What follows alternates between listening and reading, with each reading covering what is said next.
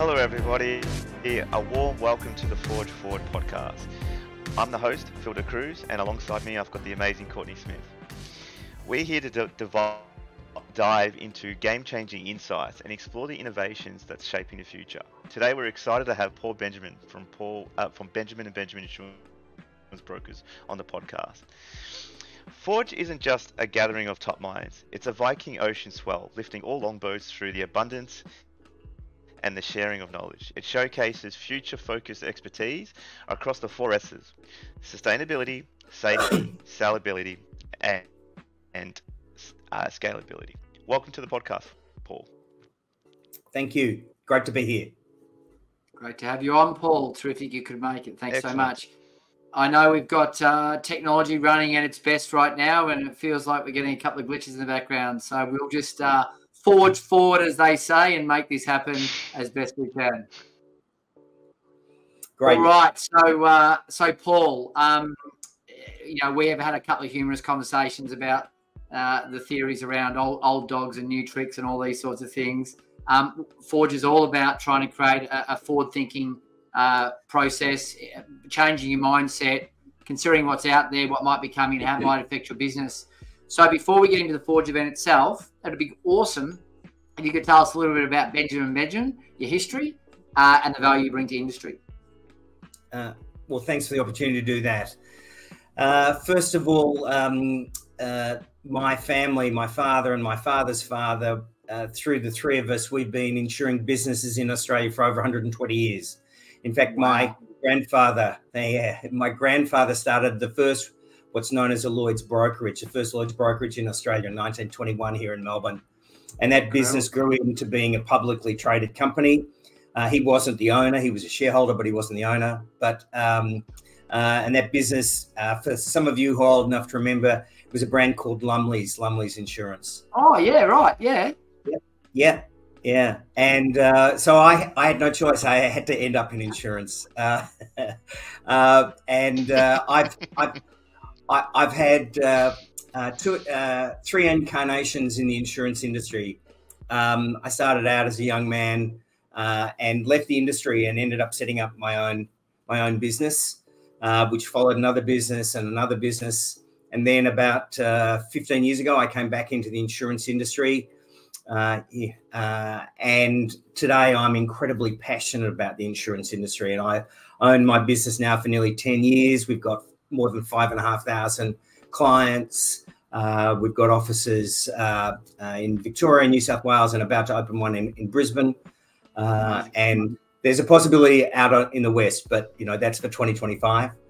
And my business just grows exponentially, and it's because we have a slightly different take on the way we present insurance to our clients.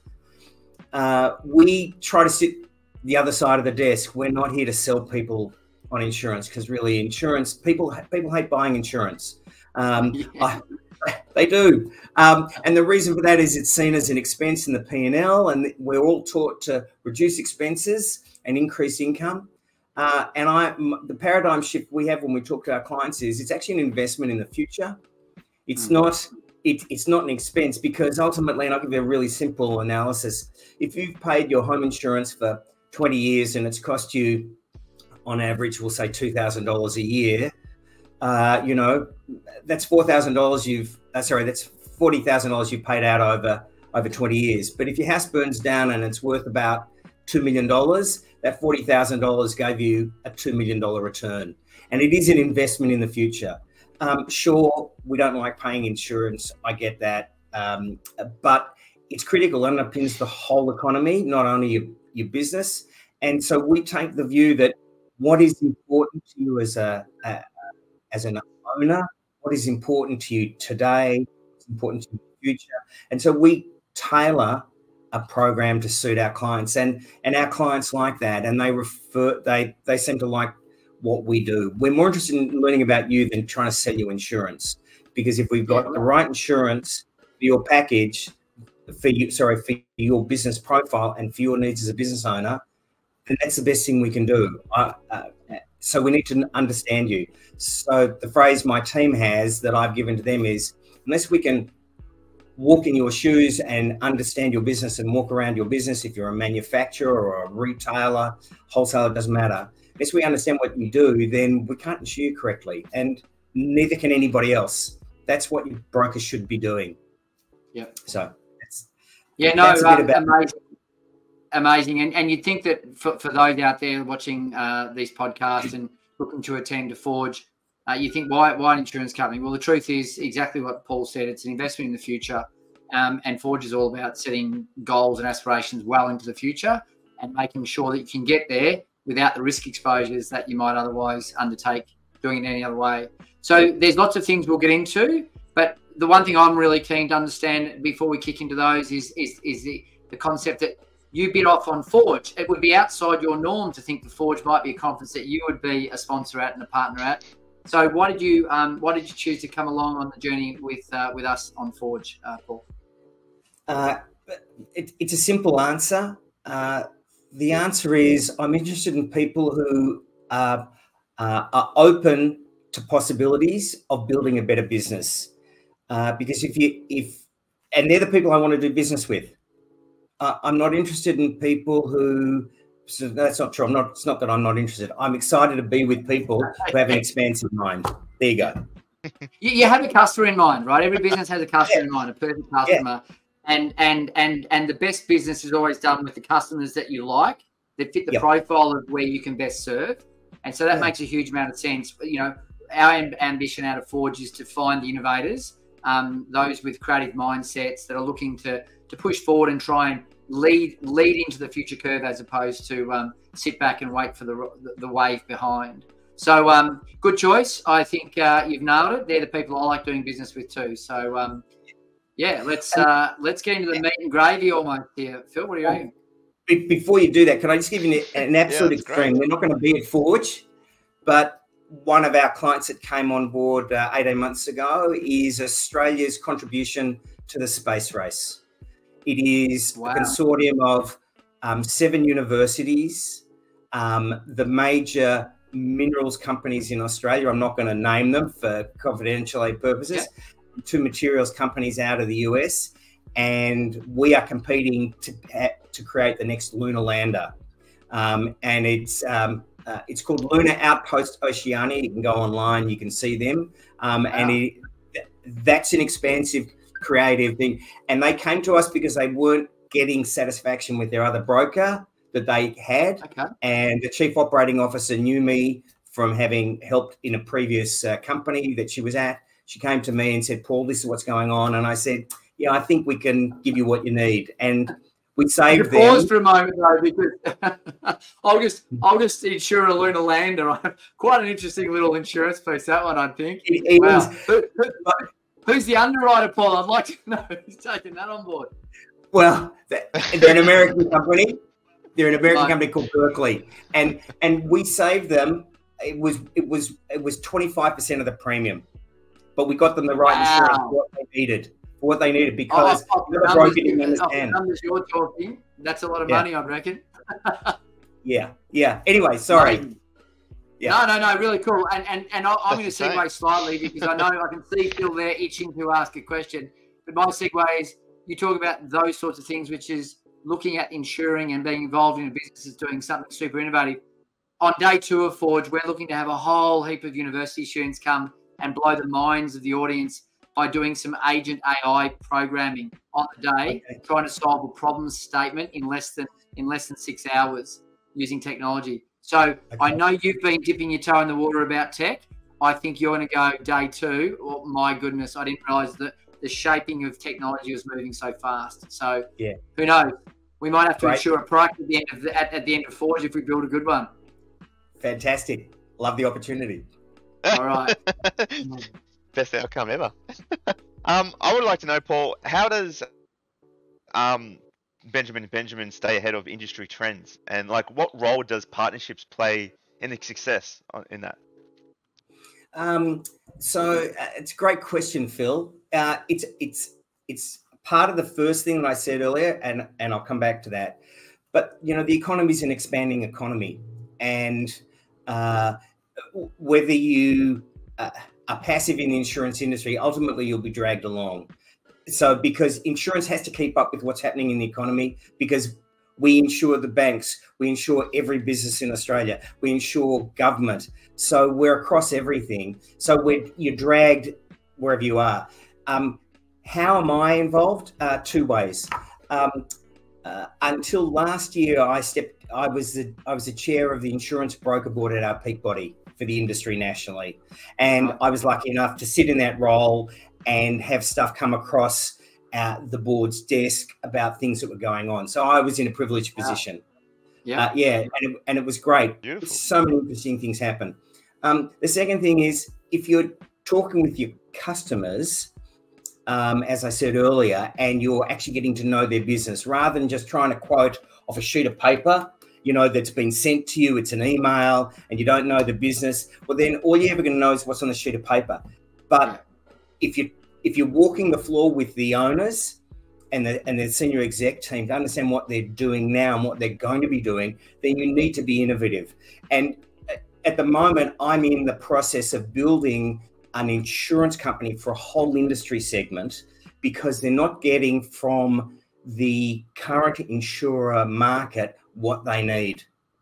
And so that's because I came to understand what they needed, worked with the Peak Association, and we've been their insurance broker for the last 18 months. They called us in, and we're developing a whole insurance company around them for them. So how do you keep on the edge of it? It's by knowing what your customers are planning to do.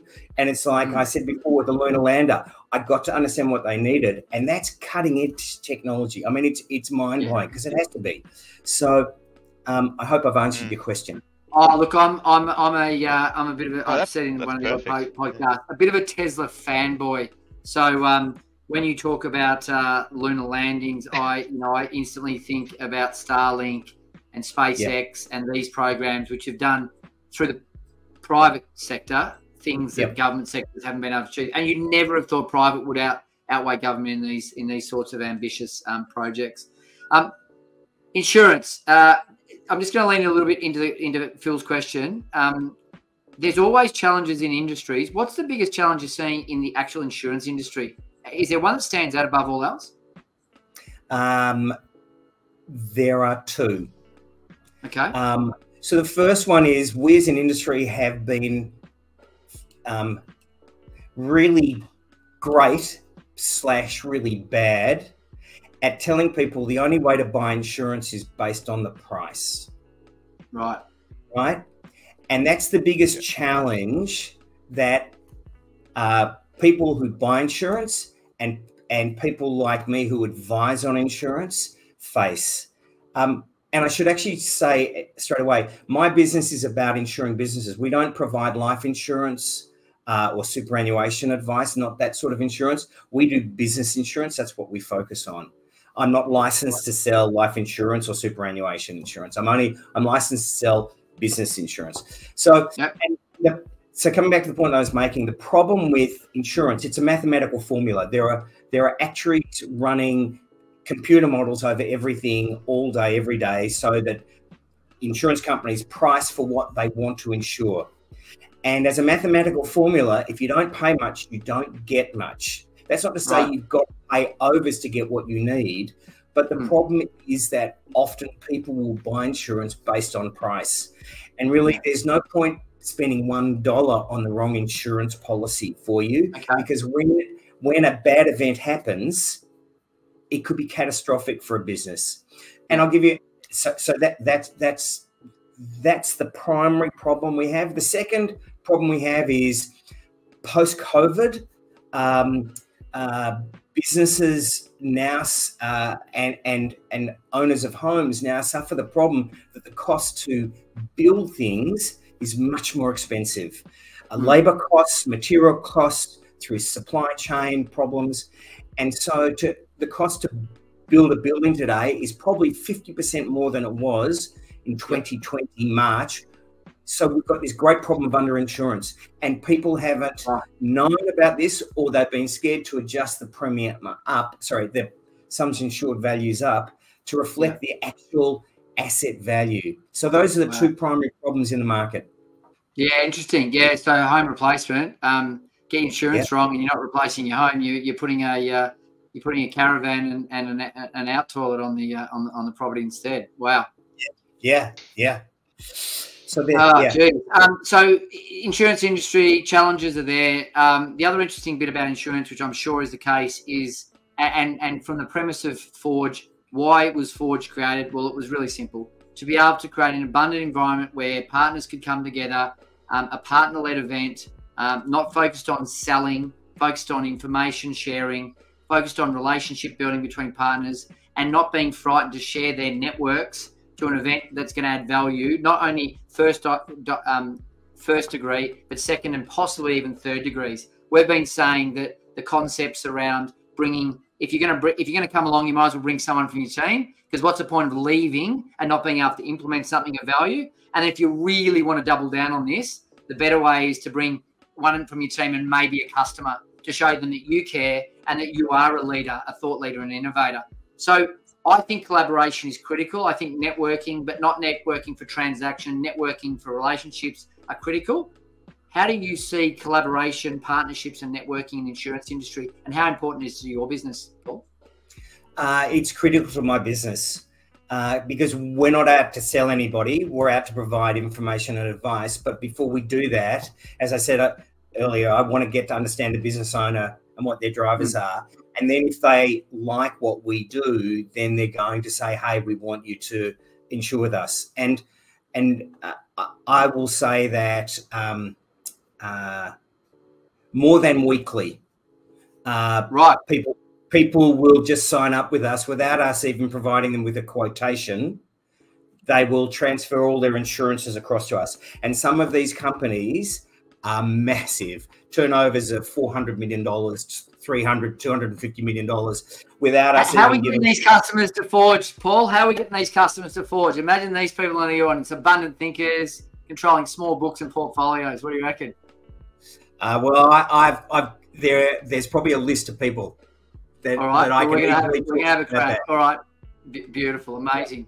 We'll have a crack at them. Because Richard Solwick, who works with me, who's going to be at Forge with me, Richard has a great saying that people buy from people they trust, not people they know. Mm-hmm. And so we're about building trust and comfort so that they understand that we're giving them what they need. So that's what networking is.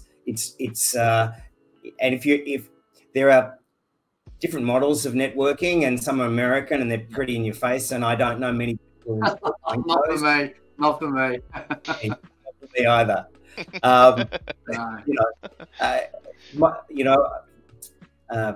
I'm here for a long time, not just a short good time. So I'll add the people you trust piece, Paul. People you trust with systems at work. At work, right? If you've got people you trust with systems at work, it's a killer combo. Yep. So I'm with you on that, 100%. Thanks.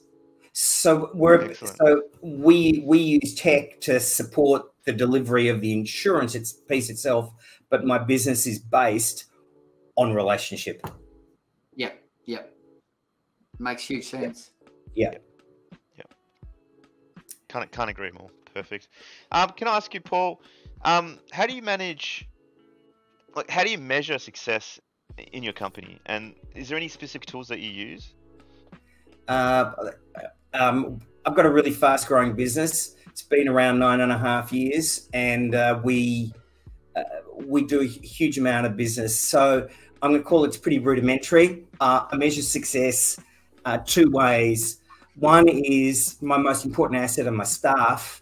And so I measure success by the longevity that they're with us. And I'm happy to say that unlike some insurance broking businesses that have a high turnover of staff, I've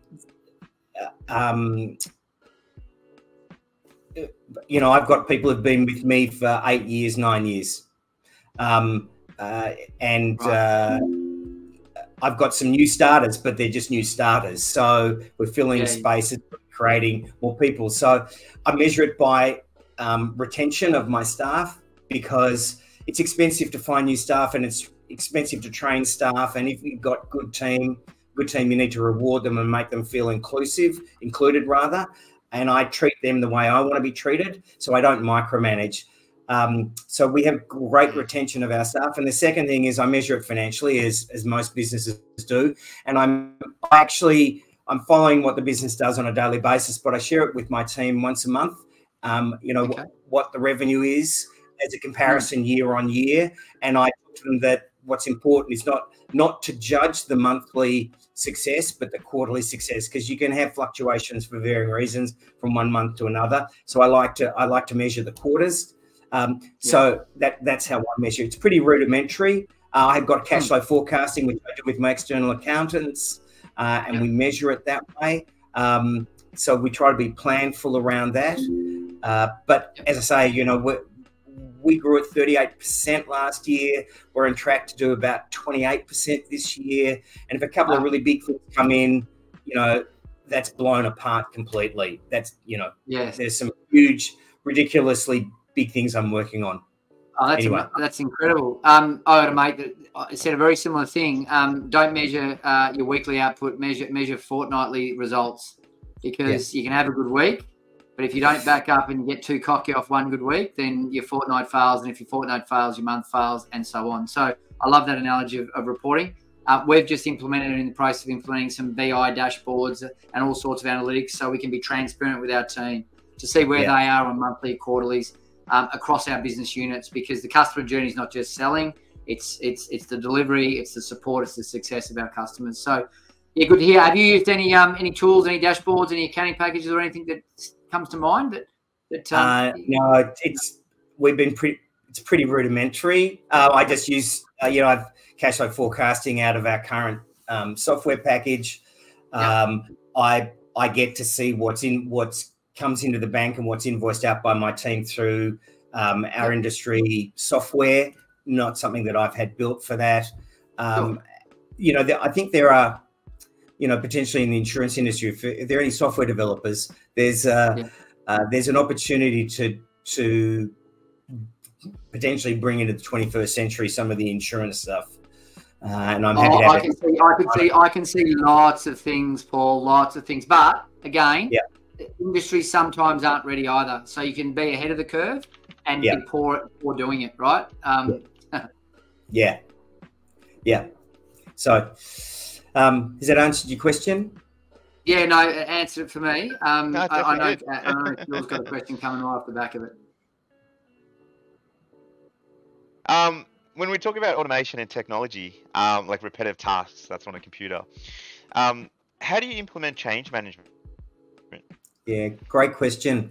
So I was just talking earlier about our software systems being pretty rudimentary generally across the insurance broking industry. I've actually just had some software built for me. We're going to be deploying it this month, the end of this month of October. Wow. Yeah, and it's because my business is lucky enough to have what they call an authorization from an insurance company to represent them in the market to deliver a certain type of insurance for a certain segment of the economy. And I bought a business last year, an insurance broking business last year, and they were doing everything manually. And I went, oh my God, there are so many areas where errors can happen, and it's time consuming, and it's really not a great customer experience. So I've literally had some software built. They started building it in December, and we've done a whole lot of testing, and we're deploying it this month so that our customers have access to it 24/7, 365 days of the year. It'll be a much better experience for them in every sense. Now they can also, if they want, ring up, talk to us, and we'll use the same software and give them the same experience with a personal interaction. But it's about the payback period for me is less than 12 months for the costs that it's to build it, for the savings I'm going to have in wages, but the customer experience goes up dramatically, and we can promote the customer experience and what it's delivering, and how the customer is actually suddenly in control of what they're doing and how they're doing it. And so they can get different quotes depending on their needs, and then they can choose which one they like, and then they go, yeah, I want to buy that, and they can pay for it online. They get their documentation, and then it's done. Whereas it used to be about up to a 2-week process, and this can all be done in 5 minutes. Amazing. I love that you've seen a business process improve an opportunity. I love that you actually expended cash to do it in your own unique way, which is often people stop at the cash expenditure piece and go, no, not for me, too much risk. You step yourself into the real world of building software, which can have its warts and all outcomes for organisations that haven't done it before. So there was something that you saw as a major signal somewhere that said, I can do this. Could you describe what that might have been? Because that's what we're trying to create here, is signals for people to make decisions of change, right? So there were a few. The first one was before I bought the business and realised this opportunity, I attended an online webinar put out by Macquarie Bank, who I deal with. And Macquarie had about 6 technology companies come online and present what they did. And that happened about 18 months before I saw this business to buy. And when I saw the opportunity to buy this business, and I was getting close to coming to an agreement with the business owner, I knew that it was worthwhile buying this business because I could make this transformation. If I could buy this business, this was fantastic. So the signal was I understood the technology and the opportunity. I found the product that I could put it into.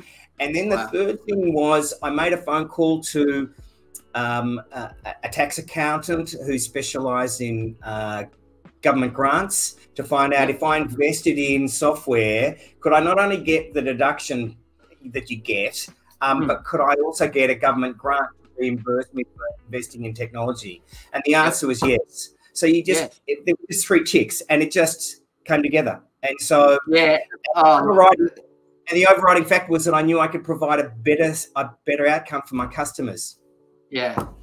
Look, the R&D grant is something new entrants often miss or don't get. So the fact that you tick that one off on the way through is awesome. There are some really, they're changing all the time, and I think with a tightening of the purse in government, they're not as proliferated as they were. But there were lots of good grants about setup of systems and processes that were out there a few years ago. So for all those people attending from government, it'd be good to make sure we continue to innovate out there, not trying to give you any ideas or anything. Just to add to that. So just to add to that, Courtney, not sure if I'm allowed to share this piece of nugget information yet, but there is a collaboration with Connection and Benjamin Insurance Brokers of having their essentially in a subcontractor portal for Connection, ability to request a quote directly from Benjamin, and I think that will even streamline things even further. So I'm actually looking forward when that piece gets launched. Another avenue for people to essentially get insurance policies for that works. Phil, it's all about making our customer lives easier and giving them satisfaction and fulfillment. The big one is an Easter egg that gives value is a good Easter egg, right? Especially if you don't mind the calories. So I'm very conscious of time, and only because we're trying to keep to that magic half an hour. I know we started a little bit later in this session. We've got a few final things to finish as we go home. Aim is to try and close the door. If you had one single piece of advice, Paul, in respect to what you would suggest or advise to other companies looking to make changes in this innovative landscape, have you got something that stands out top of mind?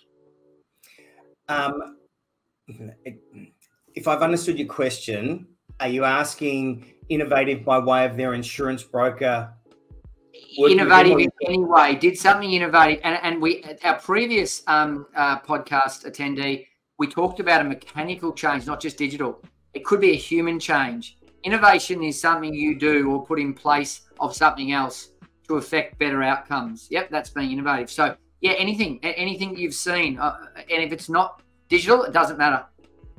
Well, I was going to go to a non-digital thing. So my question, my question to anybody who's listening to this and watching this podcast that owns a business, When was the last time you actually saw your insurance broker? And when was the last time your insurance broker actually wanted to understand about your business and what you're doing now and what you're going to be doing over the next 12 months? Because if they're not doing that, then you need an innovative insurance broker that actually is interested and is taking the time to insure you correctly. Because I come back to the point, you shouldn't spend $1 on a policy that's incorrectly structured for you, incorrectly priced for you, or completely wrong for you.